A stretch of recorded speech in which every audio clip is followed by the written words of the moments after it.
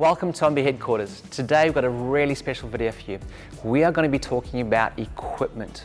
Equipment can help us with surfing or it could work against us in surfing. So we're going to look at equipment through the eyes of a shaper, but also through a surf coach. And we are going to discuss the different lines that people take on waves and which boards you should be using, and also when should you change boards and what kind of board should you be riding. In line 4, surfers are more comfortable and confident to take off in the critical part of the wave. This unlocks the wave's full potential, enabling them to use between 60 and 100% of the wave's energy. Line 4 surfers, these are your Mikey February, Torren Martin, anybody that's ever had a most beautiful style where their surfing looks effortless. Now, these surfers use about 100% of the wave's face.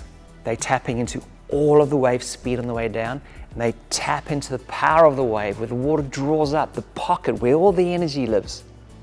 And to do this, they have to ride the right equipment. So they got boards with more curve and more rocker, refined rails, more pulled in noses. And what it does is allow them to appear to be surfing effortlessly when what they're really doing is they're surfing smarter. And we're going to jump in and discuss what they're riding. All right, so this is line 4, and this is where the surfers, when you watch them surf, it looks like everything is done effortlessly. Now, the reason why they're doing that is that when they drop into the wave, they're going top to bottom and in the pocket.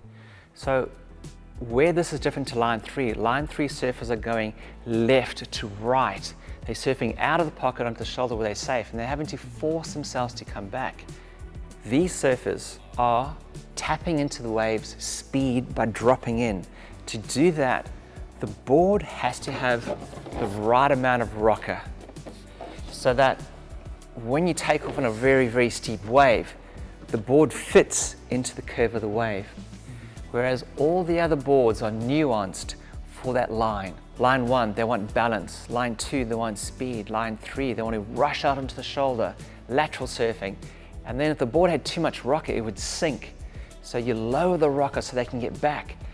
These boards, however, are purely designed to surf in the pocket. So when they go down to the pocket, that narrow nose allows a really, really tight bottom turn, and the extra rocker allows them to project and to go up, and then to pivot and to fit into the curve of the wave. So you'll find that the rails are a lot more lower, they're very rounded, and you'll also see that they've got a lot more of an edge, and this over here is a defining part of the surfboard. So what the other surfers haven't figured out is that when you drop into the wave gives you speed. It'll also draw water up, which means the wave can give you lift. Now, if I'm leaning on the bottom turn, it means I'm not standing on the board, I'm weightless.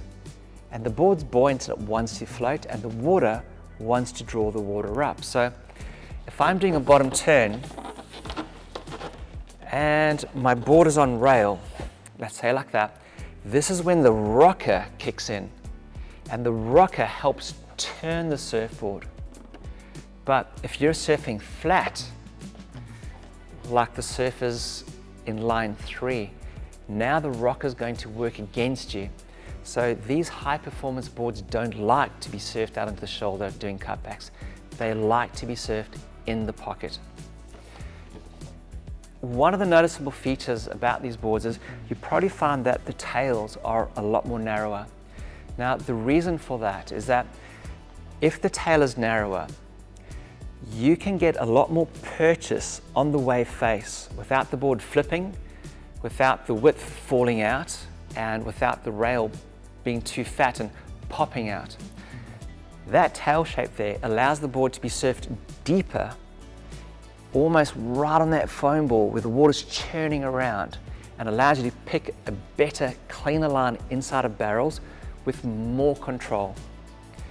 If you had a flatter rocker, your board would probably be pushed out onto the shoulder, or the board would slide out, or the board would flip. having that curve allows you to get control and to surf more of the wave, tapping into more speed and more power and more flow. So there's two major differences between the two boards that I chose today. Number one being the round tail. Surfers like Felipe Toledo, who are able to generate their own speed and to do knifey turns in the pocket, like to ride boards that respond really, really quick because they know how to generate speed from a wave, and their bodies move really, really efficiently when learning how to generate speed. If they were to surf waves that were slightly weaker, for example, beach breaks where it went into deep water and then reformed again, you'd probably find they might jump onto a tail like this, where it's okay on the turns, but it gets them through all the flat sections. Whereas a board like this would be great through the turns, but this would die on the flat sections because when they push down, the tail would sink. Whereas when you push down on this tail, the extra surface area, it pushes back and it gives you forward drive. Kind of like if you took a ball and you pushed it in the water, the ball's going to bounce back. That's kind of how the tail works. But in big waves, you kind of don't want that pushback of the tail because you don't want your tail to pop out of the water and your tail slides out. So the round tail then works much better on hollower point breaks like say J Bay, or a reef break like the Men's Hawaiis, or bigger powerful waves like Hawaii, or big days when you've got big heavy beach breaks. Other than that, the weaker days, unpredictable surf, you're going to find that your go-to is going to be your square tail. So the takeaway, the line 4, you're trying to be smarter. You're trying to save your energy, you're trying to do less, but milk as much as you can out of the wave. So by picking the best line where the board complements the wave, where the wave draws the board up and you're on rail and you're doing really, really big turns, you're gonna find that your surfing starts to flow.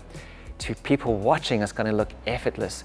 They're not gonna understand how you get speed out of the rail turns, how you got control through the heavy sections, and how you can surf the hollow part of the wave. It's all feeling based, and the less surfboard you have, the more feeling and intuition you're going to surf with. We would love your comments and we'd love your feedback.